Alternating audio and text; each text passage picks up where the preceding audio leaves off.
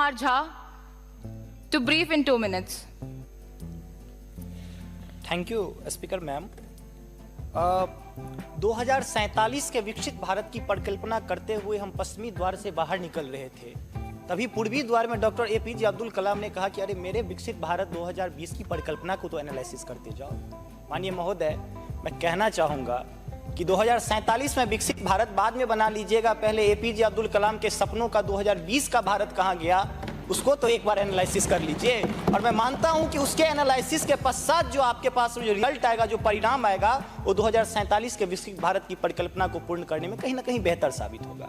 मैं उस क्षेत्र से आता हूं जो बिहार को 2 भाग में बांटती है, एक नॉर्थ बिहार, एक साउथ बिहार। हमारा मिथिला का रीजन 6 महीने बाढ़ के पानी से ग्रसित रहता है। जब मैं राज्य सरकार से पूछता हूं तो कहते हैं कि विदेश का मामला है भैया, नेपाल पानी छोड़ देता है, मैं क्या करूं, उधर से चैना डैम बना देता है। अब तो राज्य में भी सरकार आपकी है, केंद्र में भी आपकी है, तो प्रभु कृपया कुछ तो मदद कीजिए। दूसरी बात, कोसी का संसद में कह दिया गया कि ड्रेस कोड ये होना चाहिए। अरे मैं बाढ़ के उस इलाके से आता हूं जहां आधा धोती पहन के संसद तक आना पड़ता है, न सड़क है न कुछ है, तो कैसे आऊंगा। उसी क्षेत्र का एक नंगा बच्चा हमसे कहता है कि साहब मैं बाढ़ से ग्रसित हूं, और दक्षिण बिहार का एक बच्चा कहता है कि मैं सुखाड़ से ग्रसित हूं, मेरे पास पीने के लिए पानी नहीं है।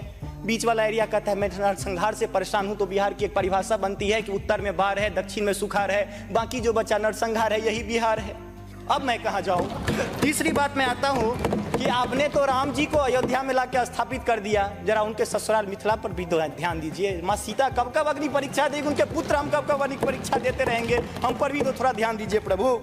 बाढ़ का पानी जब हमारे बिहार से निकलता है तो लगे लगे बंगाल चला जाता है, और जो भी हमारे पास रोजी रोटी रहती है खत्म हो जाती है। तो मेरी पत्नी भी कहती है कि लागल लागल सजन धक्का सलम कलकत्ता चल, अब कितना आगे जाए। सही पकड़े हैं। आगे आते हैं, और पर्यटन की पर्याप्त संभावना है। एक बार आप कृपा करके देखिए, पर्यटन मंत्री बैठे हुए हैं। अब ताजमहल मुमताज महल की याद में बना, आपने उसको 7वां अजूबा में शामिल कर दिया। अरे हमारे यहाँ गया में दशरथ माँ जी छेनी लेके पूरा पहाड़ तोड़ दिए, इससे बड़ी और क्या बात हो सकती है। उसको पर्यटन के लिए रखिए। और ये जो भूखमरी, बेरोजगारी, अशिक्षित राज्य की जो हम पर वो जो पीठ पर धो रहे हैं, वो हमको इसी तरह की कविता याद दिलाती है कि तू सिंह मारती गैसी, मैं कोने में दुबका बैल प्रिय, मैं पीपल सा सीधा साधा, तुम उस पे लटकी चुड़ैल प्रिय। मजा आया, और मैं ये जो मजा है हिंदुस्तान के हर व्यक्ति को देना चाहता हूं। तो ये अशिक्षा, बेरोजगारी हम पर चुड़ैल की तरह लटकी है, तो there is politics behind every politics. स्नातकोत्तर राजनीति विज्ञान में पढ़ाई होती है, उसको छोड़ के जरा राज्य और केंद्र में अब सामंजस्य स्थापित करके कृपा कीजिएगा प्रभु। बहुत बहुत धन्यवाद।